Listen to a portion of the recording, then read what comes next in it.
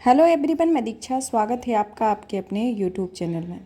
History को cover किया जा रहा है, जो कि क्लास 11th और 12th की एनसीईआरटी, जिसमें आपकी 11th की एनसीईआरटी के अंतर्गत एंशिएंट हिस्ट्री और मेडाइवल हिस्ट्री को कवर किया। और अभी जो आपकी प्रेजेंट में जो सीरीज चल रही है वह मॉडर्न इंडिया, जो कि 12th की एनसीईआरटी बिपिन चंद्रा की बुक पर आधारित है। इसमें अभी तक इसके 10 चैप्टर ऑलरेडी कवर किए जा चुके हैं, जिसमें लास्ट जो चैप्टर इसका कवर किया गया है वह 1858 से 1905 तक का जो रहा है उसके संदर्भ में। अगर आपने इसके एपिसोड जितने भी आपके लेक्चर हैं उनको नहीं देखा है तो आप प्लेलिस्ट में जाके एनसीईआरटी की प्लेलिस्ट है वहाँ जाके देख सकते हैं। चलिए तो शुरू करते हैं आज का जो हमारा टॉपिक है। इसमें आज हम पढ़ेंगे राष्ट्रवादी आंदोलन के बारे में, जो क्लास जो अध्याय 11 है, जो 1905 से 1918 तक के मतलब कि इस सेशन को कवर करता है कि 1905 से 1918 तक में किस तरीके से कौन कौन सी गतिविधियां हुई उनके बारे में आता है। वर्षों के कालक्रम में देश में धीरे धीरे राष्ट्रवाद, जिसे गर्मपंथ भी कहते हैं, का विकास होता आ रहा था और यह 1905 के बंगाल विभाजन विरोधी आंदोलन में अभिव्यक्त हुआ। अपने आरंभिक काल में भारतीय राष्ट्रीय आंदोलन ने अधिकाधिक लोगों को विदेशी प्रवृत्ति की बुराइयों तथा देशभक्ति की भावना विकसित करने की आवश्यकता के प्रति जागरूक बनाया था। उसने शिक्षित भारतीयों को आवश्यक राजनीतिक प्रशिक्षण दिया और वास्तव में उसने जनता की भावना को ही बदल दिया था और देश के एक नए जीवन का संचार किया था। साथ ही साथ राष्ट्रवादियों की एक मांग मानने में ब्रिटिश सरकार की असफलता ने राजनीतिक चेतना प्राप्त लोगों ने उस समय वर्चस्व प्राप्त नरमपंथी नेतृत्व में के सिद्धांतों एवं विधियों के प्रति असंतोष पैदा कर दिया था। नरमपंथी राष्ट्रवादियों की मांगें मानने की जगह ब्रिटिश शासक उनकी हंसी उड़ाते और उनकी नीची निगाहों से देखते थे। परिणामस्वरूप सभाओं, प्रार्थना पत्रों, स्मरण पत्रों, विधायिकाओं में भाषणों की जगह भी और भी जोरदार राजनीतिक कार्यवाही और तरीकों की मांग उठने लगी थी। ब्रिटिश शासन के सही चरित्र की पहचान की जाए तो नरमपंथी जो रहे हैं उन्होंने राष्ट्रवादियों की राजनीति में इस विश्वास पर आधारित थी कि ब्रिटिश शासन को अंदर से सुधारा जा सकता है, लेकिन राजनीतिक और आर्थिक प्रश्नों से संबंधित ज्ञान जब फैला, धीरे धीरे यह विश्वास टूट गया। इसके लिए काफ़ी हद तक नरमपंथियों का आंदोलन स्वयं उत्तरदायी था। राष्ट्रवादी लेखकों और आंदोलनकारियों में जनता की निर्धनता का दोषी ब्रिटिश शासन को ठहराया गया। राजनीतिक रूप से चेतन भारतीय को विश्वास था कि ब्रिटिश शासन का उद्देश्य भारत की आर्थिक शोषण करना, भारत की संपत्ति से इंग्लैंड को समृद्ध बनाना है। उन्होंने महसूस किया कि जब तक भारतीयों द्वारा नियंत्रित और संचालित कोई सरकार ब्रिटिश साम्राज्यवाद की जगह नहीं ले लेती, तब तक आर्थिक क्षेत्र में भारत शायद ही कुछ प्रगति कर सके। राष्ट्रवादियों ने खासकर यह भी देखा है कि भारत के उद्योग तब तक फल फूल नहीं सकते जब तक कि उन्हें सुरक्षा और प्रोत्साहन देने वाली कोई भारतीयों की सरकार ना हो। भारत में 1896 से 1900 के बीच में जो भयानक अकाल फूटे, उनमें 90 लाख से ऊपर लोग मरे। वे जनता की दृष्टि में विदेशी शासन के आर्थिक दुष्परिणामों के जीते जागते प्रतीक थे। 1892 और 1905 के बीच घटित राजनीतिक घटनाओं ने राष्ट्रवादियों को निराश करके उन्हें और उस उग्र राजनीति के बारे में सोचने को बाध्य किया और 1892 का इंडियन काउंसिल एक्ट, जिसका वर्णन पहले किया जा चुका है, वह घोर निराशा का कारण सिद्ध हुआ। दूसरी ओर जनता को जो से राजनीतिक अधिकार प्राप्त थे, राजनीतिक अधिकार प्राप्त थे, उन पर हमले भी किए गए और वर्ष 1898 में एक कानून बनाया गया जिसमें विदेशी शासन के प्रति असंतोष की भावना फैलाने के अपराध घोषित किया गया।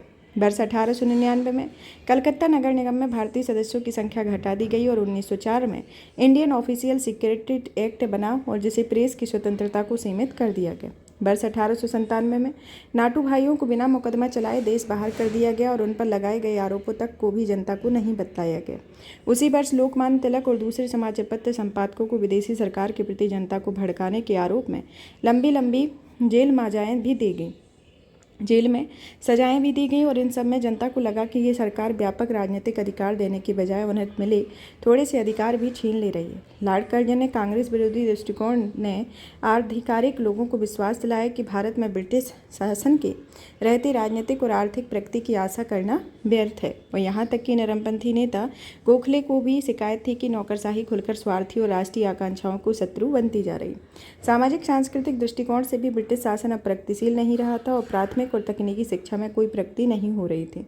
साथ ही अधिकारीगण उच्च शिक्षा के प्रति शंकित हो रहे थे और उनके देश के उसके प्रसार में बाधा डालने की कोशिश तक कर रहे थे। 1904 में भारतीय विश्वविद्यालय कानून में राष्ट्रवादियों को लगा कि भारत के विश्वविद्यालयों पर भी सख्त सरकारी नियंत्रण स्थापित करने और उच्च शिक्षा का प्रसार रोकने का प्रयास किया जा रहा है। इस तरीके से अधिकाधिक संख्या में भारतीयों को विश्वास होता जा रहा था कि देश की आर्थिक और राजनीतिक और सांस्कृतिक प्रगति के लिए स्वशासन आवश्यक है और राजनीतिक पराधीनता का मतलब भारतीय जनता के विकास को अवरुद्ध होना है। अब आता है आत्मसम्मान और आत्मविश्वास के प्रसार के बारे में कि 19वीं सदी के अंत तक भारतीय राष्ट्रवादियों का आत्मविश्वास और आत्मसम्मान बहुत बढ़ा और उसने अपना शासन अपने आप कर सकने और देश के विकास कर सकने की अपनी क्षमता को विश्वास खो चुका था।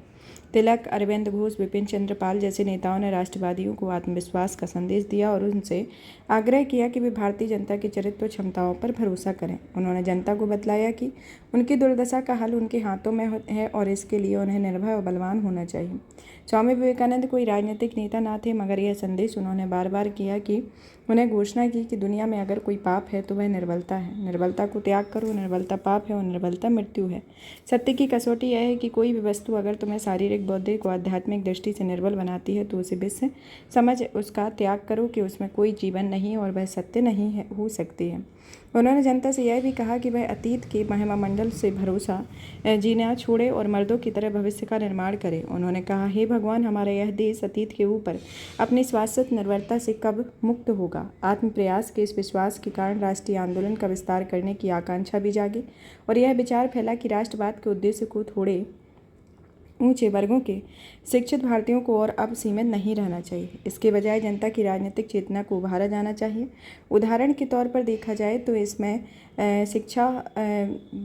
तो स्वामी विवेकानंद ने लिखा हुआ है कि भारत की एकमात्र आशा उसकी जनता है और ऊंचे वर्ग शारीरिक और नैतिक दृष्टि से मृतप्राय है और यह महसूस किया जाने लगा था कि स्वाधीनता को पाने के लिए व्यापक बलिदान और आवश्यक है, वह न केवल जनता ही कर सकती है। शिक्षा और बेरोजगारी में वृद्धि के संदर्भ में आता है कि 19वीं सदी के अंत तक शिक्षित भारतीयों की संख्या में स्पष्ट वृद्धि हुई थी। इसका एक बड़ा भाग प्रशासन में बहुत कम वेतन पर काम कर रहा था। दूसरे बहुत से लोग बेरोजगार घूम रहे थे और अपने आर्थिक स्थिति के कारण ये लोग ब्रिटिश सरकार के चरित्र को आलोचनात्मक दृष्टि से देखने लगे। उनमें से अनेक उग्र राष्ट्रवादी नीतियों में आकर्षित हुए। इससे भी महत्वपूर्ण था शिक्षा प्रसार का एक विचारधारात्मक पक्ष। शिक्षित भारतीयों की संख्या जितनी बढ़ी उतनी ही लोकतंत्र, राष्ट्रवाद और आमूल परिवर्तन के पश्चिमी विचारों का प्रभाव भी फैला। ये शिक्षित भारतीय उग्र राष्ट्रवाद के बेहतरीन प्रचारक और अनुयायी सिद्ध हुए और इसके दो कारण थे। वे कम वेतन पाने वाले या बेरोजगार थे और साथ ही आधुनिक विचार प्रणाली और राजनीति की और यूरोपीय विश्व इतिहास को शिक्षा उन्हें मिली थी। अंतर्राष्ट्रीय प्रभाव को देखा जाए तो इस काल में अनेक विदेशी घटनाओं ने भारत में उग्र राष्ट्रवाद के विकास को प्रोत्साहित किया। 1868 के बाद एक आधुनिक जापान के उदय से दिया कि एक पिछड़ा हुआ एशियाई देश भी बिना किसी पश्चिमी नियंत्रण के अपना विकास कर सकता है। कुछ ही दशकों के काल में जापान के नेताओं ने अपने देश को पहले दर्जे की औद्योगिक और सैनिक शक्ति बना दिया, व्यापक प्राथमिक शिक्षा का आरंभ किया और एक सक्षम और आधुनिक प्रशासन खड़ा किया। वर्ष 1896 में इथोपिया के हाथों इटली की सेना तथा 1905 में जापान के हाथों रूस की सेना हार गई और यूरोपीय श्रेष्ठता के भ्रम को तोड़कर रख दिया। एशिया में हर जगह एक छोटे से एशियाई देश के हाथों यूरोप की सबसे बड़ी सैन्य शक्ति पराजय की खबर से लोगों को उत्साह के साथ सुना। 18 जून 1905 को कराची क्रॉनिकल नामक समाचार पत्र के ने जनता की भावनाओं को इस प्रकार से व्यक्त किया कि जो कुछ एक एशियाई देश ने किया वह भी भी कर सकते थे और अगर जापान की रूस की धुनाई कर सकता है तो वह भारत भी उतनी ही आसानी से इंग्लैंड को धुन सकता है। आइए हम अंग्रेजों को समुद्र में फेंक दें और विश्व की महान शक्तियों के बीच जापान के बराबर अपना स्थान ग्रहण करें। आयरलैंड, रूस, मिस्र, तुर्की, जापान के क्रांतिकारी आंदोलनों, दक्षिण अफ्रीका के बोअर युद्ध में भारतीयों को विश्वास दिला दिया गया कि अगर एक जनता एकजुट और बलिदान के लिए तैयार हो तो शक्तिशाली निरंकुश सरकारों को भी चुनौती दे सकती है। जिस बात की सबसे अधिक आवश्यकता है वह देशभक्ति और आत्म बलिदान की भावना होती है। उग्र राष्ट्रवादी विचार संप्रदाय के अस्तित्व के बारे में बात की जाए तो राष्ट्रीय आंदोलन के लगभग आरंभ से ही उग्र राष्ट्रवाद का एक संप्रदाय देश में मौजूद था। इस संप्रदाय के प्रतिनिधि बंगाल में राजनारायण बोस और अश्विनी कुमार दत्त तथा महाराष्ट्र में विष्णु शास्त्री चिपळूणकर जैसे नेता थे। इस संप्रदाय में सबसे महत्वपूर्ण प्रतिनिधि बाल गंगाधर तिलक थे, जिन्हें आमतौर पर लोकमान्य तिलक कहते थे। उनका जन्म 1856 में हुआ और बम्बई विश्वविद्यालय में स्नातक परीक्षा उत्तीर्ण करने के बाद उन्हें पूरा जीवन देश सेवा के लिए समर्पित किया गया और वर्ष 1880 के बाद में उन्होंने न्यू इंग्लिश इंडिया स्कूल की भाग लिया और यही बाद में फर्गूसन कॉलेज के नाम से प्रसिद्ध हुआ। उन्होंने अंग्रेजी में मरहटा तथा मराठी में केसरी नामक पत्रों की स्थापना की। 1889 में केसरी का संपादन करने वाले इस पत्र पत्र को पृष्ठों में भी राष्ट्रवाद का प्रचार करने लगे और उन्होंने जनता को भारत की स्वाधीनता के लिए साहसी, स्वावलंबी और निस्वार्थ योद्धा होने का पाठ पढ़ाया। 1893 में उन्होंने एक परंपरागत धार्मिक उत्सव अर्थात गणपति उत्सव या उपयोग गीतों तथा भाषणों के द्वारा राष्ट्रपति विचारों के प्रसार के लिए करना आरंभ कर दिया और 1895 में उन्होंने शिवाजी उत्सव का आरंभ किया। इसका उद्देश्य महाराष्ट्रीय युवकों के आगे अनुकरण के लिए शिवाजी का उदाहरण सामने रखकर उनमें राष्ट्रवाद की भावना पैदा करना और वर्ष 1896 से 97 में उन्होंने महाराष्ट्र में कर न चुकाने का अभियान चलाया। उन्होंने महाराष्ट्र के अकाल पीड़ित किसानों से कहा कि अगर उनकी फसल चौपट हो गई तो वे मालगुजारी ना दे और जब सरकार के खिलाफ घृणा और असंतोष भड़काने के आरोप में अधिकारियों ने 1897 में गिरफ्तार किया तो दिलेरी और बलिदान का एक शानदार उदाहरण सामने रखा। उन्होंने सरकार से क्षमा मांगने से इनकार कर दिया और उन्हें 18 महीने की कड़ी कैद की सजा हुई। इस तरह वे आत्म बलिदान की नई राष्ट्रीय भावना के जीते जागते प्रतीक बन गए और 20वीं शताब्दी के आरंभ में उग्र राष्ट्रवाद इस संप्रदाय को एक अनुकूल राजनीतिक वातावरण प्राप्त हुआ और अब इसके समर्थक भी राष्ट्रीय आंदोलन के दूसरे चरण के नेतृत्व करने की ओर आगे बढ़े। तिलक के अलावा उग्र राष्ट्रवाद के दूसरे महत्वपूर्ण नेता बिपिन चंद्र पाल, अरविंद घोष और लाला लाजपत राय थे। उग्र राष्ट्रवादियों के कार्यकाल के विशिष्ट राजनीतिक पहलू इस प्रकार थे जिसमें उनका मत था कि भारतीयों को मुक्ति स्वयं अपने प्रयासों से प्राप्त करनी होगी, उन्हें अपनी पतित स्थिति से उबरने के लिए प्रयत्न करने होंगे और उन्होंने घोषणा है कि इस कार्य के लिए बड़े बलिदान करने होंगे, तकलीफें सहनी होंगी। उनके भाषण, लेख, राजनीतिक कार्य दिलेरी और आत्मविश्वास से भरपूर थे। अपने देश की भलाई के लिए किसी भी व्यक्तिगत बलिदान को कम समझते थे। भारत अंग्रेजों में कृपापूर्ण मार्गदर्शन और नियंत्रण में प्रगति कर सकता था, जिसे मानने से उन्होंने इनकार कर दिया। वे विदेशी शासन से दिल से नफरत करते थे और उन्होंने स्पष्ट शब्दों में घोषणा की कि राष्ट्रीय आंदोलन का लक्ष्य स्वराज या स्वाधीनता है। उन्हें जनता की शक्ति में असीम विश्वास था और योजना जनता की कार्यवाही के द्वारा स्वराज प्राप्त करने की थी। इसलिए उन्होंने जनता के बीच राजनीतिक कार्य और जनता की सीधी राजनीतिक कार्यवाही पर जोर दिया। अब आता है प्रशिक्षित नेतृत्व के बारे में। 1905 तक भारत में ऐसे अनेक नेता थे जिन्होंने पीछे के काल में राजनीतिक आंदोलन के मार्गदर्शन और राजनीतिक संघर्षों के नेतृत्व संबंधी बहुमूल्य अनुभव प्राप्त कर चुके थे। राजनीतिक कार्यकर्ताओं की एक प्रशिक्षित टुकड़ी के बिना राष्ट्रीय आंदोलन को एक उच्चतर राजनीतिक स्तर तक ले जाना बहुत कठिन था। बंगाल विभाजन या बंगभंग के बारे में इस तरह से 1905 में जब बंगाल 2 टुकड़ों में बट गया तब उग्र राष्ट्रवाद के उदय की परिस्थितियां विकसित हो चुकी थी। इसी के साथ भारत के राष्ट्रीय आंदोलन का दूसरा चरण आरंभ होता है। 20 जुलाई 1905 को लॉर्ड कर्जन की एक आज्ञा जारी करके बंगाल को 2 भागों में बांट दिया गया। पहले भाग में पूर्वी बंगाल और असम थे और उसकी आबादी 3.1 करोड़ थी, जबकि दूसरे भाग में शेष बंगाल और उसकी जनसंख्या 5.4 करोड़ थी, जिसमें 1.8 करोड़ बंगाली और 3.6 करोड़ बिहारी और उड़िया थे। तर्क यह दिया गया कि बंगाल का प्रांत इतना बड़ा था कि एक प्रांतीय सरकार द्वारा उसका प्रशासन चला सकना असंभव था, लेकिन जिन अधिकारियों ने यह योजना तैयार की और उनके दूसरे राजनीतिक उद्देश्य भी थे। बंगाल तब भारतीय राष्ट्र विवाद का केंद्र माना जाता था और इस कदम के द्वारा अधिकारीगण बंगाल के राष्ट्रवाद के प्रसार को रोकना चाहते थे। भारत सरकार के गृह सचिव रिस्ले ने 6 दिसंबर 1904 को एक आधिकारिक टिप्पणी में लिखा हुआ था कि एकजुट बंगाल अपने आप में एक शक्ति है और बंगाल अगर विभाजित हो तो सभी भागों की दिशाएं अलग अलग होंगी। उनकी आशंकाएं पूरी तरह से सही हैं और इस योजना का महत्व इसी में है कि हमारा एक उद्देश्य हमारे शासन के विरोधियों को तोड़ना और इस प्रकार उन्हें कमजोर करना है। और भारतीय राष्ट्रीय कांग्रेस और बंगाल के राष्ट्रवादियों ने विभाजन का जमकर विरोध किया और बंगाल के भीतर जमींदार, व्यापारी, वकील, छात्र, नगरों के गरीब लोग, स्त्रियां तक समाज के विभिन्न वर्ग अपने प्रांत के विभाजन के विरोध में स्वतः स्फूर्त ढंग से उठे खड़े हुए थे। राष्ट्रवादियों ने बंगाल विभाजन को एक प्रशासकीय उपाय ही नहीं बल्कि भारतीय राष्ट्रवाद के लिए एक चुनौती समझा। उन्होंने इसे बंगाल को क्षेत्रीय और धार्मिक आधार पर बांटने का प्रयास माना और धार्मिक आधार पर इसलिए भी क्योंकि पूर्वी भाग में मुसलमानों और पश्चिमी भाग में हिंदुओं का बहुमत था। उन्होंने समझा कि इस प्रकार बंगाल में राष्ट्रवाद को कमजोर और नष्ट करने का प्रयास किया जा रहा है। इससे बंगाली भाषा और संस्कृति को जबरदस्त धक्का लगा। उनका तर्क था कि प्रशासन में कुशलता पाने के लिए हिंदी भाषी बिहार और उड़िया भाषी उड़ीसा को प्रांत की बंगाली भाषी क्षेत्रों में अलग किया जा सकता है। इसके लिए सरकार ने यह जनमत की पूरी तरह उपेक्षा की करके उठाया और विभाजन के खिलाफ बंगाल की विरोधी तीव्रता का कारण यह है कि इसने एक बहुत बड़े संवेदनशील और साहसी जनता की भावनाओं को चोट पहुंचाई हुई थी। बंगभंग विरोधी आंदोलन के बारे में कि यह एक स्वदेशी और बहिष्कार आंदोलन बंगाल के पूरे नेतृत्व के प्रयासों के कारण था और न कि आंदोलन के किसी एक भाग के। आरंभ में इसके प्रमुखतम नेता सुरेंद्रनाथ बनर्जी और कृष्ण कुमार मित्र जैसे नरमपंथी नेता थे, मगर बाद में इसका नेतृत्व उग्र और क्रांतिकारी राष्ट्रवादियों ने संभाल लिया और वास्तव में आंदोलन के दौरान नरमपंथी और उग्र राष्ट्रवादियों दोनों ने एक दूसरे को सहयोग किया। विभाजन विरोधी आंदोलन 7 अगस्त 1905 को हुआ जिस टाइम पर उस दिन कलकत्ता के टाउन हॉल में विभाजन के खिलाफ एक बड़ा प्रदर्शन हुआ और इस सभा के बाद प्रतिनिधि आंदोलन को फैलाने के लिए पूरे प्रांत में फैल गए। विभाजन 16 अक्टूबर 1905 को लागू किया गया और आंदोलन के नेताओं ने इस दिन को पूरे बंगाल में शोक दिवस के रूप में मनाने की घोषणा की। उस दिन लोगों ने उपवास रखे, कलकत्ता में हड़ताल हुई, लोग बहुत तड़के ही नंगे पैर चलकर गंगा में स्नान करने पहुंचे। इस अवसर पर रविन्द्रनाथ ठाकुर ने अपना प्रसिद्ध गीत मार सोनार बांग्ला लिखा हुआ था। सड़कों पर जुलूसों में शामिल जनता गाती थी। बाद में इस गीत ने बांग्लादेश में 1971 में अपनी मुक्ति के बाद अपने राष्ट्रीय गीत के रूप में अपनाया और कलकत्ता की सड़कें वंदे मातरम की आवाज़ से गूंज उठी और वह गीत रातों रात बंगाल का राष्ट्रीय गान बन गया। बाद में वही पूरी राष्ट्रीय आंदोलन का राष्ट्रीय गान बन गया और रक्षाबंधन के उत्सव का एक नए ढंग से उपयोग किया गया और बंगालियों बंगाल के दो टुकड़ों के अतीत एकता के प्रतीक के रूप में हिंदू मुसलमानों ने एक दूसरे की कलाइयों की राखियां बांधना शुरू कर दी और दोपहर को एक बहुत बड़ा प्रदर्शन किया और वयोवृद्ध नेता आनंद मोहन बोस ने बंगाल की अटूट एकता जतलाते के लिए फेडरेशन हॉल की बुनियादी रखी और इस अवसर पर उन्होंने 50,000 लोगों की सभा को संबोधित किया था। स्वदेशी और बहिष्कार आंदोलन के बारे में कि बंगाल के नेताओं को लगा कि केवल प्रदर्शन सार्वजनिक सभाओं और प्रस्तावों के शासकों द्वारा बहुत ज़्यादा प्रभाव पड़ने वाला नहीं है। इसके लिए भी सकारात्मक उपाय करने होंगे जिनमें जनता की भावनाओं की तीव्रता का अच्छी तरह पता चले। इसका परिणाम था स्वदेशी और बहिष्कार। पूरे बंगाल में जनसभाएं की गई। स्वदेशी अर्थात भारतीय वस्तुओं का उपयोग, ब्रिटिश वस्तुओं के बहिष्कार के निर्णय के लिए शपथ लिए गए। अनेक जगहों पर विदेशी कपड़ों की होली जलाई गई। विदेशी कपड़े बेचने वाली दुकानों पर धरने दिए गए। स्वदेशी आंदोलन को व्यापक सफलता मिली। सुरेंद्र नाथ बनर्जी के अनुसार स्वदेशीवाद जब शक्तिमान हो गया तब उसने हमारी सामाजिक पारिवारिक जीवन के पूरे ताने बाने को प्रभावित किया।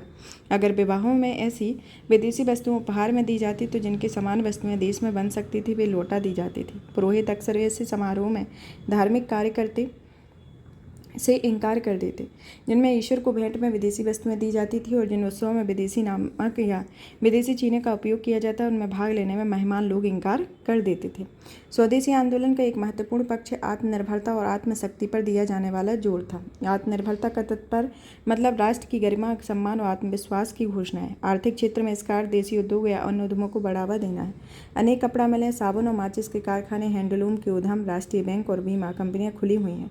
आचार्य पीसी राय ने प्रसिद्ध बंगाल केमिकल स्वदेशी स्टोर्स की स्थापना की और महान कवि रविन्द्रनाथ ठाकुर तक ने एक स्वदेशी स्टोर खुलवाने की सहायता की। संस्कृति के क्षेत्र में स्वदेशी आंदोलन के अनेक परिणाम सामने आए। राष्ट्रवादी काव्य गद्य पत्रकारिता का विकास हुआ। इस समय रविन्द्रनाथ ठाकुर, रजनीकांत सेन, सैयद अबू मोहम्मद, मुकुंद दास देशभक्ति के जो गीत लिखे वे बंगाल के आज भी गाए जाते हैं। उन दिनों आत्मनिर्भरता के लिए और एक रचनात्मक उपाय किया गया था, वह था राष्ट्रीय शिक्षा। साहित्यिक, तकनीकी, शारीरिक शिक्षा देने के लिए राष्ट्रवादियों ने राष्ट्रीय शैक्षणिक संस्थान स्थापित किए क्योंकि वे शिक्षा की तत्कालीन प्रणाली को राष्ट्रवाद से विमुख करने वाली या कम से कम अपर्याप्त मानते थे। 15 अगस्त 1906 को एक राष्ट्रीय शिक्षा परिषद की स्थापना की गई और कलकत्ता में एक राष्ट्रीय कॉलेज का आरंभ हुआ जिसमें प्रधानाचार्य अरविंद घोष थे। छात्रों, स्त्रियों, मुसलमानों और जनता की भूमिकाओं के बारे में देखा जाए तो स्वदेशी आंदोलन में एक प्रमुख भूमिका बंगाल के युवकों ने निभाई। उन्होंने स्वदेशी का प्रयोग और प्रचार किया तथा विदेशी वस्त्र बेचने वाली दुकानों के आगे धरने आयोजित करने में आगे रहे। सरकार ने छात्रों को दबाने के लिए हर संभव कोशिश की। जिन स्कूलों और कॉलेजों के छात्र स्वदेशी आंदोलन में सक्रिय हो गए उन्हें दंडित करने के आदेश जारी किए गए। उन्हें प्राप्त सहायताएं तथा विशेषाधिकार छीन लिए गए और उन्हें विश्वविद्यालय से असंबद्ध कर दिया गया और उनके छात्रों को छात्रवृत्ति की परीक्षाओं में बैठने से रोक दिया गया तथा उन्हें हर एक सरकारी नौकरी से वंचित रखने का निर्णय किया गया और राष्ट्रवादी आंदोलन में भाग लेने के दोषी छात्रों के खिलाफ अनुशासन की कार्यवाही की गई। अनेकों पर जुर्माने किए गए और अनेक स्कूलों एवं कॉलेजों में निकाल दिए गए और गिरफ्तार किए गए और कभी कभी पुलिस द्वारा लाठियों से पीटे भी गए। फिर भी छात्रों ने झुकने से इनकार कर दिया। स्वदेशी आंदोलन की महत्वपूर्ण बात है कि इसमें स्त्रियों की सक्रिय भागीदारी थी। शहरी मध्य वर्ग सदियों से घरों में कैद महिलाएं जुलूसों और धरने में शामिल हुई।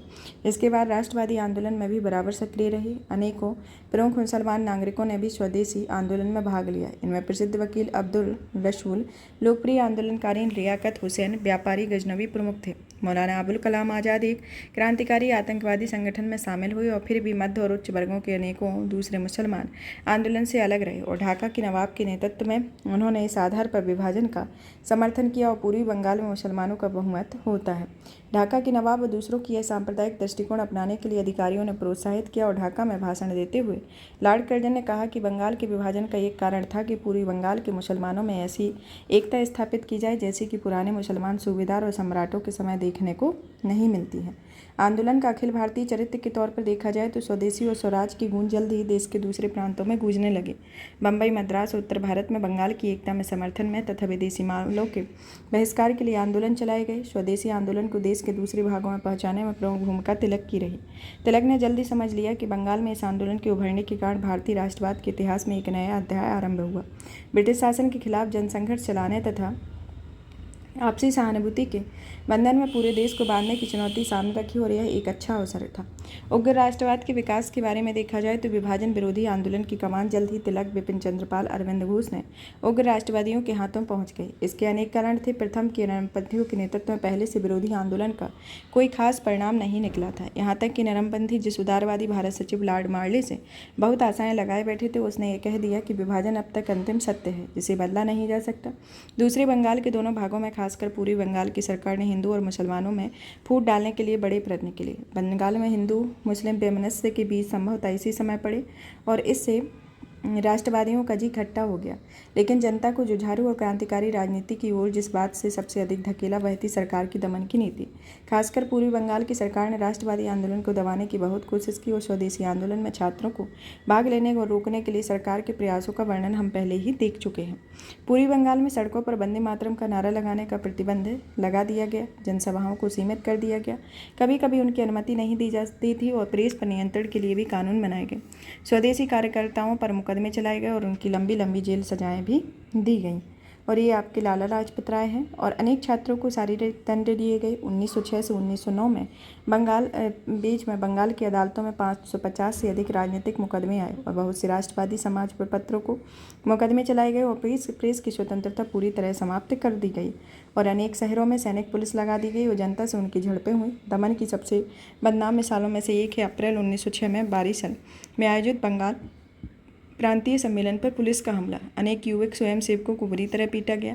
सम्मेलन को जबरदस्ती भंग कर दिया गया। दिसंबर 1908 में बंगाल के 9 नेताओं को देश बाहर कर दिया। इनमें राष्ट्रीय आदरणीय नेता कृष्ण कुमार मित्र और अश्विनी कुमार दत्त भी थे। इससे पहले 1907 में पंजाब के नहरी इलाकों में हुए दंगों के बाद लाला लाजपत राय और सरदार अजीत सिंह देश बाहर कर दिए गए और 1908 में महान नेता तिलक को दोबारा गिरफ्तार करके 6 वर्ष जेल की बहसियाना सजा दी गई। मद्रास में चिदम्बरम पिल्लई और आंध्र में हरि सर्वोत्तम राव तथा दूसरे लोग बंदी बनाए गए। फिर आता है कि जब उग्र राष्ट्रवादियों ने मोर्चा संभाला तो उन्होंने स्वदेशी और बहिष्कार आंदोलन के अलावा निष्क्रिय प्रतिरोध का आह्वान किया। इस तरीके से अरविंद घोष ने कहा था कि वर्तमान परिस्थितियों को प्रशासन चलाना सकना असंभव बना दें और इस तरीके से अरविंद घोष ने खुलकर घोषणा की हुई थी कि राजनीतिक स्वतंत्रता किसी भी राष्ट्र की प्राणवायु है और इस तरह के बंगाल के विभाजन का प्रश्न गौड़ हो गया है और भारत की स्वतंत्रता का प्रश्न भारतीय राजनीति का एक केंद्रीय विषय बन गया। इस तरीके से उस टाइम पे ये स्थिति देखने को मिली। निष्क्रिय प्रतिरोध और असहयोग विचार मात्र बनकर रह गए और देश में वास्तविक जनता और अर्थात किसान तक पहुंचने में असफल रही और उनका आंदोलन नगरों के निम्न और मध्य वर्गों में जमींदारी तक रहा। 1908 में ये उनकी राजनीति एक बंद गली के समा चुकी थी। इस तरीके से ये स्थिति रही, लेकिन राष्ट्रवादी भावनाओं का उभार दब न सका। जनता सदियों पुरानी नींद से जाग चुकी थी और राजनीति में निर्भीक दिलेर रवैया अपनाना सीख चुकी थी। अपने आत्मविश्वास और आत्मनिर्भरता के पाठ पढ़ लिया था और जनता की लामबंदी और राजनीतिक कार्रवाई के नए रूपों को समझ लिया था और एक नया आंदोलन उभरने की प्रतीक्षा हुई, जिसके अलावा अपने अनुभव जनता में कीमत सबक सीखे। गांधी जी ने बाद में लिखा है कि विभाजन के बाद जनता ने समझ लिया है कि प्रश्नपत्रों के पीछे कुछ शक्ति भी होनी चाहिए और यह भी उन्हें कष्ट उठाने में समर्थ बनाना चाहिए और वास्तव में विभाजन विरोधी आंदोलन के कारण भारतीय राष्ट्रवाद के एक महान क्रांतिकारी परिवर्तन आया और इसके बाद राष्ट्रीय आंदोलन में इस पूंजी का खूब उपयोग किया गया। अब आता है क्रांतिकारी राष्ट्रवाद का विकास कि सरकार का दमन और साथ में जनता के कुशल नेतृत्व देने ने नेताओं की असफलता के कारण उपजी कुंठा जैसी बातों ने क्रांतिकारी राष्ट्रवाद को जन्म दिया। बंगाल के युवकों ने देखा कि शांतिपूर्ण प्रतिरोध और राजनीतिक कार्रवाइयों के सारे रास्ते बंद हैं। हताश होकर उन्होंने व्यक्तिगत बहादुरी के कार्यों और बम की राजनीति का सहारा लिया और उन्होंने समस्या का समाधान 22 अप्रैल 1906 को समस्या का समाधान जनता के हाथों में है। ये बारिशल सम्मेलन जो हुआ था उसमें युगांतर जो समाचार पत्र प्रसारित हुआ था उसमें कहा गया था। इसमें इन्होंने कहा कि एक तरीके से कि समस्या का समाधान जनता के अपने हाथों में है। उत्पीड़न के इस अभिशाप को रोकने के लिए भारत के 30 करोड़ लोगों को अपने 60 करोड़ हाथ ऊपर उठाने होंगे। ताकत का सामना ताकत से करना होगा। इस तरीके की स्थिति रही।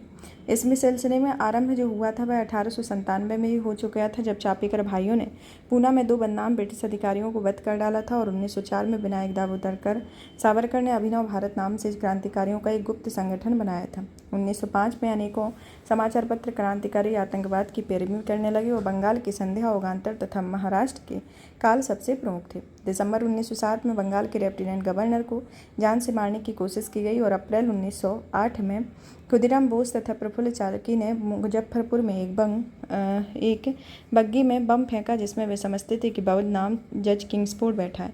बाद में प्रफुल्ल चाकी ने गिरफ्तारी से बचने के लिए खुद को गोली मार ली, जबकि खुदीराम बोस पर मुकदमा चलाकर फांसी दे दी गई। क्रांतिकारी आतंकवाद का आंदोलन अब आरंभ जो हो चुका था। आतंकवादी युवकों की अनेक गुप्त संस्थाएं बन गई थीं। इनमें सबसे प्रमुख थी अनुशीलन समिति, जिसमें ढाका खंड की ही अकेली 500 शाखाएं थीं। और धीरे धीरे इस आंदोलन का हौसला इतना बढ़ चुका था कि वायसराय लॉर्ड हार्डिंग दिल्ली में एक सरकारी जुलूस में हाथी पर बैठा था और उस पर भी उन्होंने बम फेंका और इस हमले से वायसराय घायल हो गया। क्रांतिकारियों ने अपनी गतिविधियों के केंद्र विरोधी विदेशी में खोले और इसकी पहल लंदन में श्यामजी कृष्ण वर्मा, विनायक दामोदर सावरकर और हरदयाल ने की, जबकि यूरोप में प्रमुख नेता मादाम भीकाजी कामा और अजय सिंह थे। आतंकवादी आंदोलन भी धीरे धीरे ठंडा पड़ गया। वास्तव में एक राजनीतिक अस्त्र के रूप में आतंकवाद की असफलता निश्चित है, जिसमें जनता को गतिमान नहीं बनाया गया और वास्तव में जनता में इसका कोई आधार ना था। लेकिन भारत में राष्ट्रवाद के विकास में आतंकवादियों का बहुमूल्य योगदान रहा। जैसा कि एक इतिहासकार ने कहा है कि उन्होंने हमें एक मनुजत्व पर गर्व करना फिर से सिखाया। हालांकि राजनीतिक रूप से चेतन अधिकांश लोग आतंकवादियों के राजनीतिक दृष्टिकोण से सहमत न थे, फिर भी ये आतंकवादी अपनी वीरता के कारण अपने देशवासियों में बेहद लोकप्रिय थे। अब आता है भारतीय राष्ट्रीय कांग्रेस 1905 से 1914 के बारे में। बंग विरोधी आंदोलन ने भारतीय राष्ट्रीय कांग्रेस को एक तरीके से एक गहरा प्रभाव छोड़ा। विभाजन का विरोध करने के लिए राष्ट्रीय कांग्रेस सभी एक में हो गई। वर्ष 1905 में कांग्रेस अधिवेशन में कांग्रेस अध्यक्ष गोखले ने विभाजन की गर्जन में प्रतिक्रियावादी शासन की खुलकर निंदा की। राष्ट्रीय कांग्रेस ने बंगाल के स्वदेशी और बहिष्कार आंदोलन का समर्थन किया। नरमपंथी और गर्मपंथी राष्ट्रवादियों के बीच जमकर सार्वजनिक बहसें और मतभेद उभरे। गर्मपंथी स्वदेशी बहिष्कार आंदोलन बंगाल से बाहर देश में फैलाया और औपनिवेशिक सरकार के साथ किसी भी रूप में जुड़ने करना चाहते थे। 1906 में राष्ट्रीय कांग्रेस के अध्यक्ष के लिए दोनों दलों में रस्साकसी हुई और अंत में समझौता दादाभाई नौरोजी के नाम पर हुआ, जिसमें राष्ट्रवाद एक महान देशभक्त मानते थे। दादाभाई ने अपने अध्यक्षीय भाषण में घोषणा की कि भारत के राष्ट्रीय आंदोलन का उद्देश्य ग्रेट ब्रिटेन और उपनिवेशों की तरह स्वशासन या स्वराज्य है, और इस घोषणा में राष्ट्रवादियों ने बिजली की लहर सी दौड़ा दी। लेकिन राष्ट्रवादी आंदोलन के दोनों भागों में मतभेदों को बहुत समय तक दबाकर नहीं रखा जाता था। अनेक नरमपंथी राष्ट्रवादी घटनाओं के साथ तालमेल बिठाकर नहीं चल सके और वे यह नहीं समझ सके कि उनके जिस दृष्टिकोण और जिस विधियों में पीछे एक ठोस लक्ष्य प्राप्त किया है वह आगे के लिए पर्याप्त नहीं रह गए थे। वे राष्ट्रीय आंदोलन के एक चरण तक नहीं पहुंच सके और दूसरी ओर उग्र राष्ट्रवादियों को रोका जाना पसंद न था। अंत में दिसंबर 1907 में सूरत अधिवेशन में राष्ट्रीय कांग्रेस के 2 टुकड़े हो गए और नरमपंथी नेता कांग्रेस संगठन पर कब्जा करने और इससे गर्मपंथियों को निष्कासित करने में सफल रहे। इस तरीके से ब्रिटिश सरकार ने भी फूट डालो और राज करो का खेल खूब खेला और गर्मपंथी राष्ट्रवादियों का दमन किया और इसके उन्होंने नरमपंथी राष्ट्रवादियों को अपने पक्ष में लाने का प्रयत्न किया। नरमपंथी राष्ट्रवादियों को खुश करने के लिए उन्होंने 1909 में इंडियन काउंसिल एक्ट के रूप में संवैधानिक सुधारों की घोषणा की और इस कानून में 1909 में मार्ले मिंटो सुधार के नाम से जाना जाता है। और 1911 में सरकार ने विभाजन को समाप्त कर देने की घोषणा की और पश्चिमी पूर्वी बंगाल फिर से मिला लिए गए। बिहार और उड़ीसा नाम से एक प्रांत अलग बना दिए गए और इसी के साथ केंद्र सरकार की राजधानी कलकत्ता से हटाकर दिल्ली कर दी गई। मार्ले मिंटो सुधार में इंपीरियल लेजिस्लेटिव काउंसिल और प्रांतीय परिषदों के चुने गए सदस्यों की संख्या एक तरीके से बढ़ाई गई। इंपीरियल काउंसिल के मामले में प्रांतीय परिषदों के द्वारा, प्रांतीय परिषदों के मामले में नगरपालिकाओं और जिला परिषदों द्वारा चुने गए सदस्यों में कुछ सीटों की जमींदारी और भारत में रह रहे ब्रिटिश पूंजीपतियों के लिए आरक्षित थी, जिसमें उदाहरण के तौर पर इंपीरियल लेजिस्लेटिव काउंसिल के 68 सदस्यों में 36 अधिकारी होते थे। 5 ऐसे नामजद सदस्य होते थे जो अधिकारी नहीं थे। तो इसके अंतर्गत था फिर आता है इसमें कि मार्ले ने कहा था, मतलब एक तरीके से खुलकर कहा कि अगर यह कहा जा रहा हो कि वर्तमान सुधार प्रत्यक्ष या अनिवार्य रूप से भारत में एक संसदीय प्रणाली की स्थापना की ओर हमें ले जाएंगे तो कम से कम मेरा इसमें कुछ भी लेना देना नहीं होगा। भारत सचिव के रूप में उसका स्थान लेने वाले लॉर्ड क्रेव ने 1912 में स्थिति और भी साफ कर दी कि भारत में एक ऐसा वर्ग ऐसा ही है जो स्वशासन की आशा के लिए हुए लेकिन जो दूसरे डोमिनियन को दी गई है। मैं भारत के लिए इस तरह से कोई भविष्य नहीं देखता। 1909 के सुधारों का वास्तविक उद्देश्य नरमपंथियों को भ्रमित करना, राष्ट्रवादियों में फूट डालना और भारतीयों के बीच एकता को बढ़ने से रोकना है। इन सुधारों में अलग अलग चुनाव मंडलों को प्रणाली की आरंभ की गई और सभी मुसलमानों को मिलाकर उनके अलग चुनाव क्षेत्र बनाए गए थे। इन क्षेत्रों में केवल मुसलमान ही चुने जा सकते थे और यह काम अल्पसंख्यक मुस्लिम संप्रदाय की सुरक्षा के नाम पर किया गया और यह वास्तव में यह हिंदू और मुसलमानों में फूट डालने और भारत में ब्रिटिश राज को बनाए रखने की नीति का ही अंग था। अलग अलग चुनाव मंडलों की यह प्रणाली यह धारणा पर आधारित थी कि हिंदू और मुसलमानों के राजनीतिक और आर्थिक हित अलग अलग हैं और यह एक अवैज्ञानिक धारणा थी क्योंकि धर्म कभी भी राजनीतिक और आर्थिक हितों या राजनीतिक संगठन का आधार नहीं होती है। इस तरीके से एक स्थिति देखने को मिली। नरमपंथी राष्ट्रवादियों ने पार्लियामेंट्री सुधार को पूरा समर्थन नहीं दिया। जल्दी उन्हें लगने लगा कि इन सुधारों में बहुत कुछ प्राप्त नहीं हुआ है। फिर भी सुधारों को लागू कराने के लिए उन्होंने सरकार सहयोग का निर्णय लिया। सरकार ने यह सहयोग उग्र राष्ट्रवादियों का कार्यक्रम का विरोध उनके लिए बहुत महंगा सिद्ध हुआ और धीरे धीरे जनता में उनकी प्रतिष्ठा और समर्थक कम होते गए और वे एक मामूली सी राजनीतिक समूह बनकर रह गए। अब आता है सांप्रदायिकता के विकास के बारे में कि 19वीं सदी के अंत तक राष्ट्रवाद के उदय के साथ साथ सांप्रदायिकता ने भी सिर उठाया और इसके कारण भारतीय जनता और राष्ट्रीय आंदोलन की एकता के लिए सबसे बड़ा खतरा पैदा हुआ। इससे पहले हम सांप्रदायिकता के उदय और विकास का वर्णन करें, इसकी परिभाषा को जान लेना अति आवश्यक है कि सांप्रदायिकता मूल रूप से एक विचारधारा है। सांप्रदायिक दंगों की इस विचारधारा ने अनेक परिणाम में से केवल एक परिणाम है। सांप्रदायिकता के इस विश्वास का नाम है चूँकि कुछ लोग किसी एक विशेष धर्म को मानते इसलिए उनके पार्थिव अर्थात सामाजिक, आर्थिक और राजनीतिक हित भी समान होते हैं। यह इस विश्वास का नाम है कि भारत में हिंदू, मुसलमान, सिख, ईसाई अलग अलग और विशेष समुदाय हैं और किसी धर्म के मानने वालों को धार्मिक हित ही नहीं बल्कि पार्थिव हित भी समान होते हैं। भारतीय राष्ट्र नाम की कोई वस्तु ना हो और ना हो सकती है, बल्कि इसके बजाय यहाँ केवल हिंदू राष्ट्र, मुस्लिम राष्ट्र आदि हैं। भारत उपरोक्त कारण से धार्मिक समुदाय का एक महासंघ मात्र है। सांप्रदायिकता ने यह दूसरी धारणा भी निहित है कि किसी धर्म के अनुयायियों में सामाजिक, सांस्कृतिक, आर्थिक, राजनीतिक हित किसी दूसरे धर्म के मानने वालों के हितों से भिन्न होते हैं। सांप्रदायिकता का तीसरा चरण तब आरंभ होता है जब विभिन्न धर्मों के अनुयायियों या विभिन्न समुदायों के हितों को परस्पर विरोधी और शत्रुतापूर्ण समझा जाने लगता है। इस चरण में सांप्रदायवादियों ने यह दावा किया कि हिंदुओं मुसलमानों के पार्थिव हित समान नहीं हो सकते और उनके पार्थिव हितों का एक दूसरे से टकराना निश्चित है। सांप्रदायिकता मध्यकाल का अवशेष है। यह तब से चला आ रहा है। हालांकि धर्म लोगों के जीवन का एक महत्वपूर्ण अंग रहा है और धर्म को लेकर कभी कभी वे झगड़ते भी रहे हैं, फिर भी 1870 के दशक के पहले शायद ही किसी सांप्रदायिक विचारधारा और सांप्रदायिक राजनीति का अस्तित्व रहा है। सांप्रदायिकता एक आधुनिक प्रवृत्ति है। इसकी जड़ें आधुनिक औपनिवेशिक, सामाजिक, आर्थिक और राजनीतिक संरचना में निहित होती हैं। सांप्रदायिकता का उदय जनता और उसकी भागीदारी पर आधारित एक नई और आधुनिक राजनीति का परिणाम है। इसके कारण जनता में व्यापक संबंध बनाने और उसकी आस्था जीतने और नई पहचान कायम करने की आवश्यकता उत्पन्न हुई है और यह प्रक्रिया अनिवार्यतः कठिन, धीमी और जटिल रही है। इस प्रक्रिया के लिए राष्ट्र, वर्ग, राष्ट्र, सांस्कृतिक, भाषाई पहचानों, आधुनिक विचारों का उदय, प्रसार आधारित है और नई और अपरिचित होने के कारण ये नई पहचानें भी धीमे धीमे उतार चढ़ाव के साथ विकसित हुई और अक्सर बेशतर लोग नई वास्तविकता के समझने और व्यापक संबंध बनाने में नई पहचानें कायम करने के लिए जाति, स्थान, पंथ, धर्म का पुराना और परिचित पहचानों का उपयोग करते रहते हैं। और इस तरीके से दुर्भाग्य से भारत में अनेक दशकों में बाद भी यह प्रक्रिया अभी तक अधूरी रही, क्योंकि जैसा कहा जा चुका है कि भारत पिछले 150 वर्षों से अधिक समय में एक निर्माणाधीन राष्ट्र बना रहा है और खासकर धार्मिक चेतना देश के कुछ भागों और जनता के कुछ वर्गों में सांप्रदायिक चेतना बनकर रह गई और आधुनिक राजनीतिक चेतना खासतौर पर मुसलमानों में देर से विकसित हुई और निम्न मध्य वर्ग के हिंदुओं और पारसियों में राष्ट्रवाद का प्रसार तो हुआ, लेकिन उसी वर्ग के मुसलमानों में वह उतनी तेजी से नहीं रह सका। जैसा कि देखा गया है कि 1857 के विद्रोह में हिंदू मुसलमान कंधे से कंधा मिलाकर खड़े और वास्तव में विद्रोह को कुचलने के बाद ब्रिटिश अधिकारियों ने मुसलमानों के खास तौर पर बदला चुकाया हुआ था और देश में एकजुट राष्ट्रीय भावना के विकास को रोकने के लिए उन्होंने फूट डालो और राज करो की नीति और भी सक्रियता के काम करने और जनता को धार्मिक आधारों में बांटने और दूसरे शब्दों में भारत की राजनीति में सांप्रदायिक और अलगाववादी प्रवृत्तियों को प्रोत्साहित करने का फैसला किया और इस कारण से उन्होंने मुसलमानों के मसीहा के रूप में सामने आने तथा मुसलमान जमींदारों और भूस्वामियों तथा नव शिक्षित वर्गों में अपनी तरह खींचने का फैसला किया। उन्होंने भारतीय समाज में दूसरी तरह से फूट डाली और बंगाली वर्चस्व का नाम ले लेकर उन्होंने प्रतिवाद को हवा दी। ब्राह्मणों को ब्राह्मणों और निचली जातियों को ऊंची जातियों के खिलाफ खड़ा करने के लिए उन्होंने जाति प्रथा का इस्तेमाल करने की कोशिश की।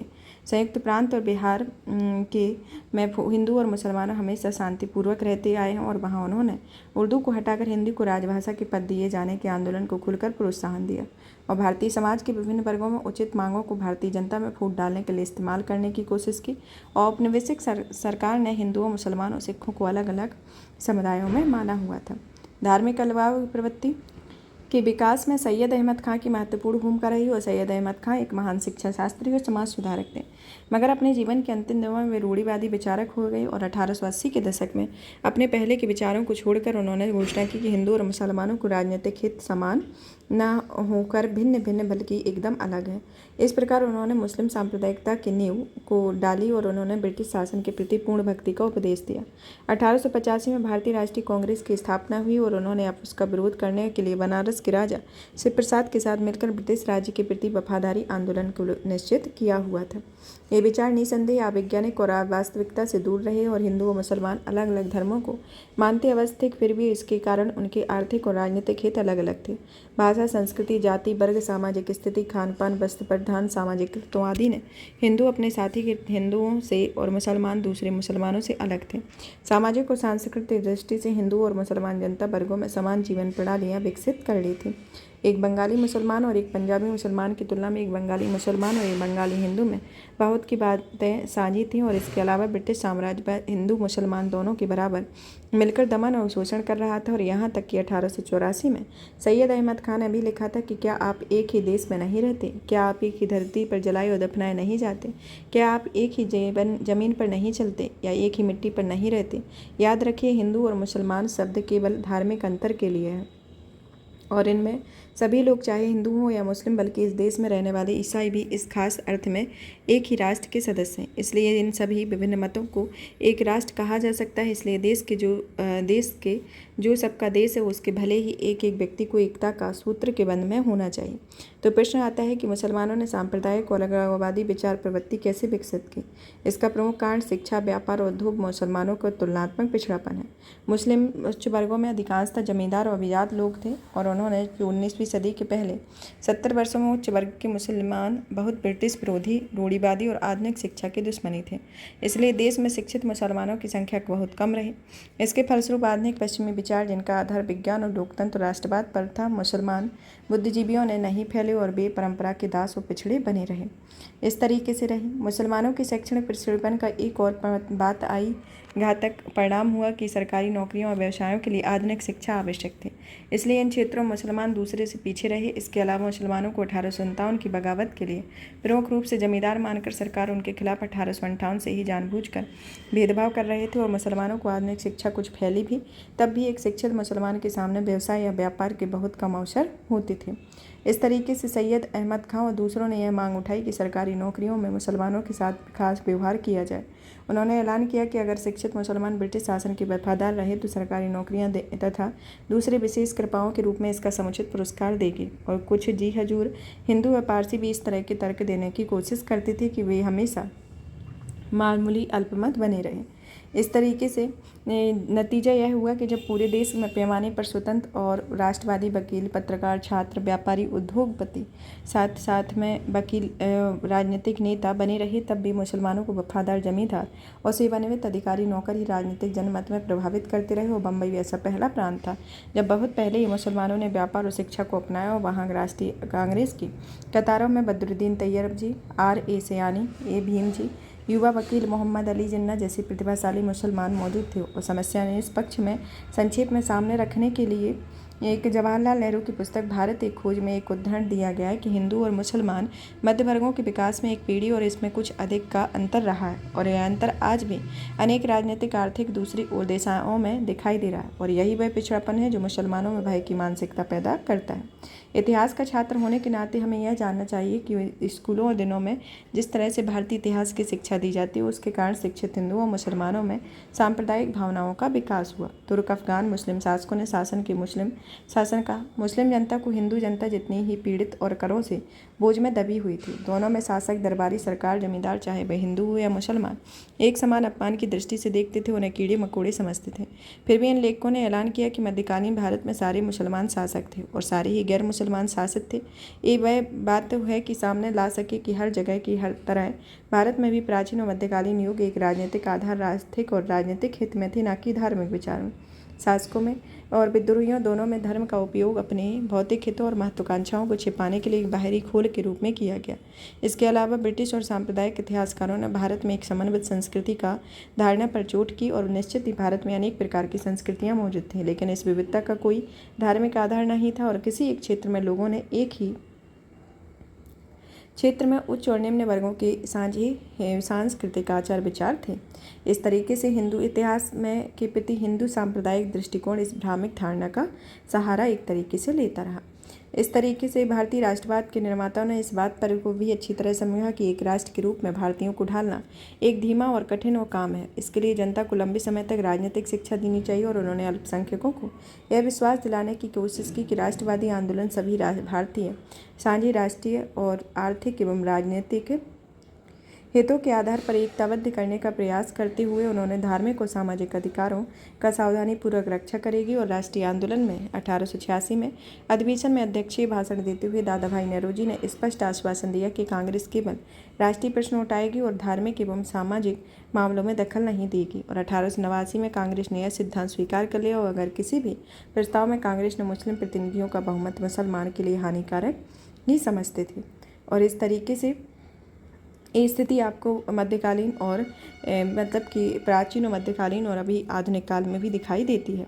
इसमें एक तरीके से देखा जाए जो प्रताप और अकबर और शिवाजी और औरंगजेब की लड़ाई की उसकी विशिष्ट ऐतिहासिक पृष्ठभूमि एक राजनीतिक संघर्ष के रूप में देखा जाए तो अकबर और औरंगजेब को विदेशी कहने तथा प्रताप और शिवाजी को राष्ट्रीय नायक का दर्जा देने का मतलब यह है कि हम आज के भारत में प्रचलित सांप्रदायिक दृष्टिकोण को पीछे के इतिहास पर लागू कर रहे हैं। एक विकृति इतिहास की नहीं बल्कि राष्ट्रीय एकता के लिए भी धक्का है। इस तरीके से धर्मनिरपेक्षता के शब्द को समझाया जाए तो उस टाइम पर धर्मनिरपेक्षता का अर्थ केवल धर्म व्यक्ति के निजी जीवन तक ही सीमित रहे, राजनीति तथा राजस्व में उसका कोई सरोकार ना हो। जैसा कि गांधी जी ने बार बार कहा था कि धर्म हर व्यक्ति का निजी मामला है, इसे राजनीति और राष्ट्रीय मामलों से नहीं जोड़ना चाहिए। इस तरीके की स्थिति देखने को मिली जिसमें ऐसी राष्ट्रवादी भावनाएं पारंपरिक मुसलमान उलेमाओं में एक भाग में उभर रही थी। इनका नेतृत्व मदरसा देवबंद करता था। इन विद्वानों ने सबसे प्रमुख थे मौलाना अबुल कलाम आज़ाद, जिन्होंने अपने समाचार पत्र अल हिलाल में बुद्धिवादी और राष्ट्रीय विचारधाराओं का प्रसार किया और इस पत्र की स्थापना उन्होंने 1912 में की जब वे केवल 24 वर्ष के थे। मौलाना मोहम्मद अली आज़ाद और दूसरे युवकों ने साहस और निर्भर का संदेश दिया, कहा कि इस्लाम और राष्ट्रवाद में कोई विरोध नहीं है। वर्ष 1911 में तुर्की की उस्मानिया सल्तनत और इटली के बीच लड़ाई छिड़ गई थी। 1912 से 1913 में तुर्की का बाल्कान देशों में युद्ध हुआ। उस समय तुर्की पर शासक स्वयं को खलीफा यानी कि तमाम मुसलमानों का धर्मगुरु भी कहते थे। इसके अलावा मुसलमानों के लगभग सभी धर्म स्थान तुर्की के साम्राज्य में स्थित थे। भारत में तुर्की के प्रति सहानुभूति की लहर दौड़ गई। Doctor M.A. अंसारी के नेतृत्व में तुर्की की सहायता के लिए मेडिकल मिशन भेजा गया, चूँकि बाल्कन युद्ध के दौरान उसके बाद भी ब्रिटेन की नीति तुर्की के प्रति सहानुभूतिपूर्ण न थी। इसलिए तुर्की समर्थक और खलीफा समर्थक यानी खिलाफत की भावनाएं साथ ही साम्राज्यवादी विरोधी भी हो गई और वास्तव में अनेक वर्षों तक अर्थात 1912 से 1924 तक मुस्लिम लीग ने राष्ट्रवादी युवकों में सामने पूरे दबे हुए थे। और इसी तरीके से हिंदू सांप्रदायवाद का भी जन्म रहा और हिंदू सांप्रदायिक विचार भी फैल रहे थे। अनेक हिंदू लेखकों और राजनीतिक कार्यकर्ताओं ने मुस्लिम सांप्रदायिकता और मुस्लिम लीग के विचारों और कार्यक्रमों को दोहराया और 1870 के बाद से हिंदू जमींदारों, सूदखोरों और मध्यम वर्गीय पेशेवर लोगों ने मुस्लिम विरोधी भावनाएं भड़काना आरंभ कर दी। इस तरीके से ये स्थिति रही। फिर आता है home rule league. Home rule league ने अपने एक नेताओं को स्पष्ट रूप से समझा कि सरकार तब तक कुछ वास्तविक अधिकार नहीं देगी जब तक कि उसके ऊपर जनता का दबाव नहीं डाला जाए। इसलिए एक वास्तविक राजनीतिक जन आंदोलन का आवश्यक था और जिसमें कुछ और कारण राष्ट्रवादी आंदोलन को इस दिशा में धकेल रहे थे और प्रथम विश्व युद्ध ने, जिसमें यूरोप की साम्राज्यवादी शक्तियां आपस में लड़ रही थी, एशियाई जनता के मुकाबले यूरोप के राष्ट्रों में नस्ली श्रेष्ठता की भ्रामक धारणा को नष्ट किया। इसके अलावा युद्ध के कारण भारत के निर्धन वर्गों की बदहाली और भयानक हुई। उनके लिए युद्ध का मतलब था करों का भारी बोझ और रोजमर्रा की जरूरतों का लगातार महंगा होना। वे वर्ग विरोधी किसी भी जुझारू आंदोलन में शामिल होने के तैयार थे और इसके परिणाम स्वरूप युद्ध ये वर्ष तीखे राष्ट्रवादी राजनीतिक आंदोलन के वर्ष थे। लेकिन ऐसा कोई जन आंदोलन भारतीय राष्ट्रीय कांग्रेस के नेतृत्व में नहीं चल सकता था, क्योंकि वह नरमपंथियों के नेतृत्व में एक निष्क्रिय और जड़ संगठन बन चुकी थी। जनता के बीच उसका कोई राजनीतिक कार्य नहीं रह गया। 1915 से 1916 में 2 होम रूल लीग की स्थापना की गई, जिसमें एक के नेता लोकमान्य तिलक थे तो दूसरे के नेता भारतीय संस्कृति और भारतीय जनता की अंग्रेज प्रशंसका श्रीमती एनी बेसेंट और एस सुब्रमण्यम अय्यर के नेतृत्व में। इन 2 होम रूल लीगों ने आपसी सहयोग से पूरे देश में इस मांग को प्रसारित किया कि युद्ध के बाद भारत को होम रूल या स्वशासन दिया जाए, और यही वह आंदोलन था जिसके दौरान तिलक ने अपना प्रसिद्ध नारा दिया कि होम रूल मेरा जन्मसिद्ध अधिकार है और मैं इसे लेकर रहूंगा। इन 2 लीगों ने बहुत तेजी से प्रगति की और होम रूल की मांग पूरे देश में गूंजने लगी। जून 1917 में एनी बेसेंट को गिरफ्तार कर लिया गया और जनता में विरोध के कारण सरकार ने मजबूर होकर सितंबर 1917 में इसे छोड़ दिया गया। युद्ध के इस काल में क्रांतिकारी आंदोलन का विकास हुआ। आतंकवादी संगठन बंगाल और महाराष्ट्र से पूरे उत्तरी भारत तक फैल गए। इसके अलावा अनेक भारतीय ब्रिटिश शासन को उखाड़ फेंकने के लिए सशस्त्र विद्रोह की योजना बनाने लगे। अमेरिका और कनाडा में बसे भारतीय क्रांतिकारियों ने 1913 में गदर पार्टी की स्थापना की। इस पार्टी में अधिकांश सदस्य पंजाब के सिख किसान और भूतपूर्व सैनिक थे, जो रोजी रोटी की तलाश में गए थे और जिनको वहां खुली नस्ली और आर्थिक भेदभाव का सामना करना पड़ा। लाला हरदयाल, मोहम्मद बरकतुल्ला, भगत सिंह, रामचांद सोहनले भाकना सहित प्रमुख नेताओं में से थे। पार्टी का आधार उनका साप्ताहिक पत्र गदर था, जिसके सिरे पर अंग्रेजी राज का दुश्मन शब्द लिखे थे। गदर एक विज्ञापन छपा था जिसमें विद्रोह फैलाने के लिए विद्रोही बहादुर सिपाहियों की आवश्यक थी। तनख्वाह मौत, इनाम शहादत, पेंशन आज़ादी, लड़ाई का मैदान भारत है। इस पार्टी की विचारधारा बहुत ही धर्मनिरपेक्ष थी।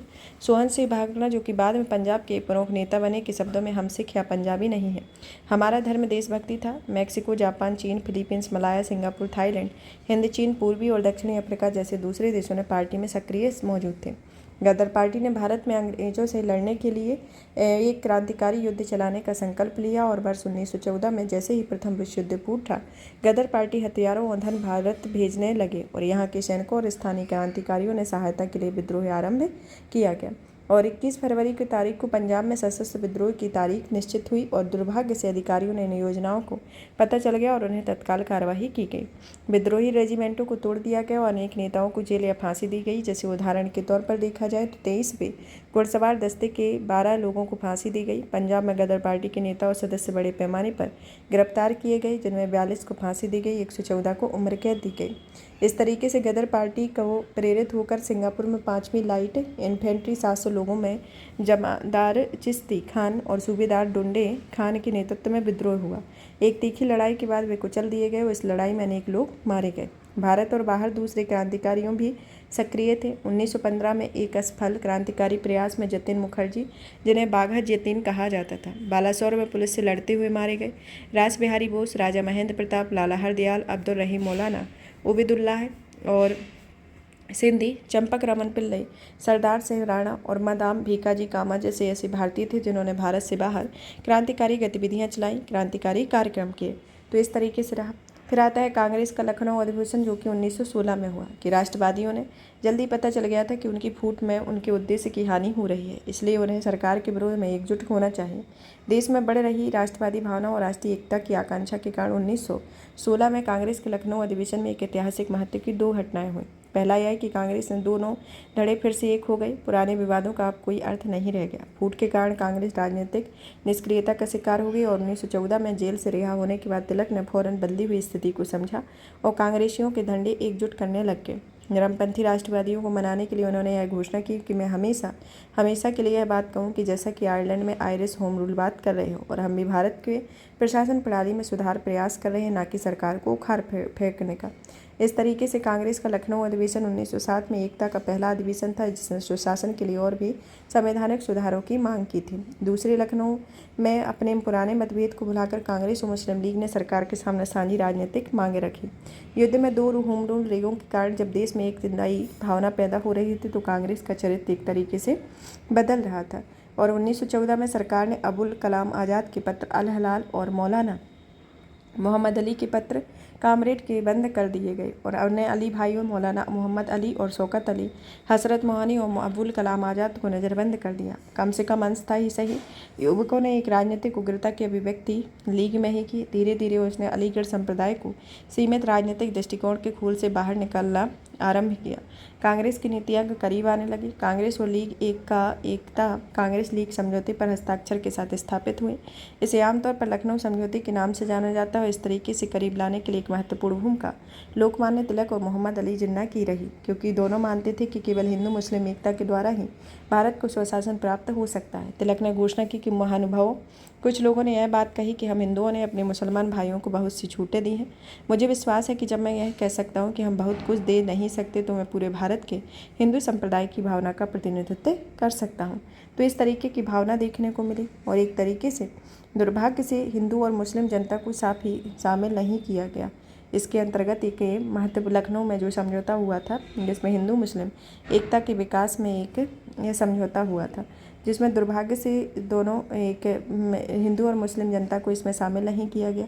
अलग अलग चुनाव मंडलों में घातक सिद्धांतों को स्वीकार किया गया और इस धारणा पर आधारित थे कि शिक्षित हिंदुओं और मुसलमानों को 2 अलग अलग राजनीतिक इकाइयों में मानकर उनको साथ लाया जाए। दूसरे शब्दों में राजनीतिक दृष्टिकोण को धर्मनिरपेक्ष बनाने का प्रयास नहीं किया गया, जिससे वे समझ सके कि राजनीति में हिंदू या मुसलमान के रूप में उनके अलग अलग हित नहीं हैं। इसलिए लखनऊ समझौते के बाद भी भविष्य में भारतीय राजनीति में सांप्रदायवाद के फिर से सर उठाने की गुंजाइश बनी रही। फिर भी लखनऊ की घटनाओं में अत्यधिक तात्कालिक प्रभाव रहा। नरमपंथी और उग्र राष्ट्रवादियों के बीच और राष्ट्रीय कांग्रेस मुस्लिम लीग के बीच एकता स्थापित होने से बेहद राजनीतिक उत्साह भर उठा और अब सरकार ने राष्ट्रवादी आंदोलन को संतुष्ट करने का फैसला लिया। 20 अगस्त 1917 को उन्होंने घोषणा की कि ब्रिटिश साम्राज्य के एक अभिन्न भाग के रूप में भारत एक उत्तरदायी सरकार की अधिकाधिक स्थापना की दृष्टि से स्वशासी संस्थाओं का क्रमिक विकास करना उसकी नीति है। फिर जुलाई 1918 में मांटेगू जेम्स बोर्ड सुधारों की घोषणा की गई और राष्ट्रवाद इतने से ही संतुष्ट ना हो सके। वास्तव में अब राष्ट्रीय आंदोलन इस स्थिति में था कि शीघ्र ही अपने तीसरे व अंतिम चरण में प्रवेश कर सके और चरण गांधीवादी युग जन संघर्षों का चरण था। तो यहाँ पर ही आपका चैप्टर फिनिश करते हैं। चैप्टर के साथ साथ ये सेशन भी फिनिश करते हैं। नेक्स्ट क्लास में आपका स्वराज के लिए संघर्ष 1 और 2 को पढ़ा जाएगा, जो 1927 तक का है। दूसरा चरण 1927 से 1947 तक का है। तब तक आप जो कि हमारी श्रृंखला का लास्ट चैप्टर भी होगा, तब फिर आपका ये जो सीरीज है वो फिनिश हो जाएगी। इस सेशन को ज़्यादा से ज़्यादा शेयर करें, वीडियो को लाइक करें, चैनल को सब्सक्राइब करें। धन्यवाद।